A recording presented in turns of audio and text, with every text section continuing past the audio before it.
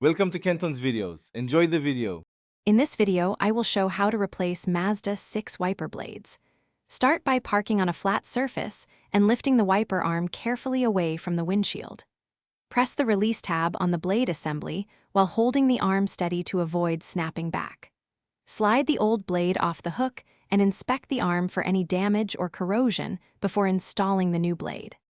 Gather your replacement blades, a soft cloth, and gloves to protect your hands. Make sure the ignition is off and the wipers are parked flat so the arm stays safe while you work. Wipe down the arm and mounting point to remove dirt and grime that could prevent a secure fit. Working calmly and deliberately helps avoid bending the arm or damaging the windshield during the swap. Lift the wiper arm and support it with one hand while you press the blade release tab with the other. Slide the old blade off and compare the adapters to ensure the new blade matches the arm connection. Align the new blade, slide it onto the hook, and listen for the click that signals a secure fit. Lower the arm gently and test the wipers to confirm smooth operation and full contact across. Thanks for watching. Consider subscribing if we helped you.